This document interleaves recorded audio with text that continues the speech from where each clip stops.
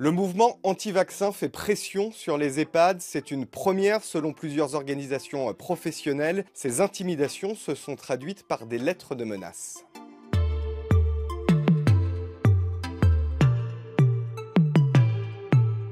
Alors que la campagne de vaccination contre le Covid-19 a démarré dans les maisons de retraite fin décembre, au moins une association et un collectif ont envoyé des mails à des directeurs d'EHPAD pour leur dire qu'il a risqué des poursuites judiciaires à cause de la vaccination. Alors il est difficile de savoir précisément combien de courriers ont été envoyés, car en pleine campagne de vaccination, les EHPAD, très occupés, n'ont pas systématiquement signalé ces mails, mais d'après ceux que j'ai pu consulter, il y avait plus d'une centaine de destinataires. Alors parmi les courriers, il y avait celui-ci.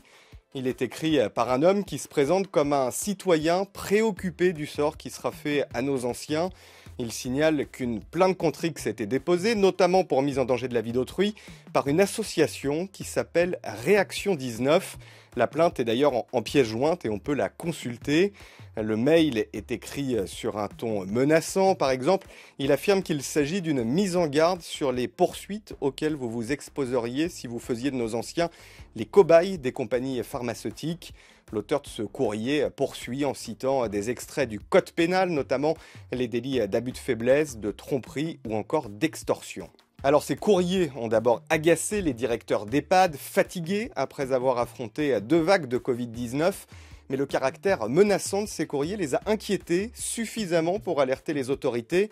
Le SYNERPA, le syndicat national des établissements et résidences privées pour personnes âgées, a fait un signalement au procureur de la République de Paris. Il a aussi mis à disposition de ses adhérents une boîte mail pour faire remonter les incidents, parce que certains directeurs d'EHPAD ont pu se sentir seuls en lisant ce mail. Tous les directeurs n'ont pas de compétences juridiques très poussées. Ils peuvent être un peu inquiets quand on leur parle de dépôt de plainte. Il est clair que ce genre de courrier, de menaces, fait basculer, je dirais, notre société dans quelque chose d'extrêmement malsain. Croire qu'on peut faire bouger une société par la menace, tout ça, c'est des réflexes, je dirais, malsains, parfois même mafieux. Alors même si ces mails ont été pris au sérieux par la profession, la plainte n'a aucune valeur juridique.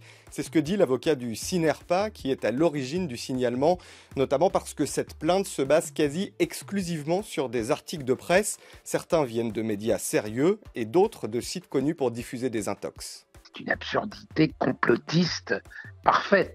Indéniablement, c'est une campagne de désinformation. Ça, c'est une chose. Deuxièmement, c'est dirigé contre des directeurs d'EHPAD en les menaçant pouvoir être complices de mise en danger de la vie d'autrui. Et par conséquent, il y a une attaque directe. Il y a une volonté de nuire et de menacer et d'intimider qui est indéniable. Derrière cette plainte, on retrouve l'association Réaction 19. Elle revendique 55 000 adhérents qui ont payé une cotisation de 10 €. Elle est dirigée par Carlo Alberto Brusa. Son nom vous dit peut-être quelque chose.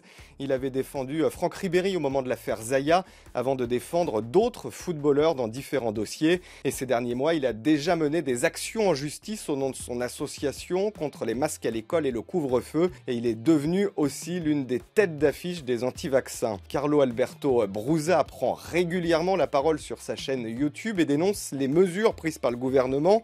Selon lui, nous vivons dans une dictature sanitaire et dans l'une de ses dernières vidéos, il se définit même comme un brise-glace avec sa plainte contre les vaccins. La plainte déposée secoue le cocotier. J'assume la responsabilité de le faire. Mais après, c'est à vous aussi de récupérer, à vous de faire votre travail parce que nous ne pouvons pas nous déplacer dans tous les coins de France. En clair, l'association porte plainte et laisse ses militants la diffuser et en faire la promotion sur les réseaux sociaux ou auprès des EHPAD. Dans un communiqué de presse que nous a transmis Réaction 19, elle affirme avoir été informée de l'envoi de ces mails à des directeurs d'EHPAD, mais assure n'être en aucun cas à l'origine de ces envois. Il s'agit d'initiatives personnelles qui n'engagent pas, l'association assure le communiqué. En attendant, Réaction 19 poursuit ses actions et propose aussi sur son site des modèles de contestation uniquement pour ses adhérents. Par exemple, ils peuvent trouver une lettre type pour contester une amende pour non-port du masque ou pour un rassemblement interdit sur la voie publique. Bref, le but de cette association est de contester toutes les mesures sanitaires prises par le gouvernement.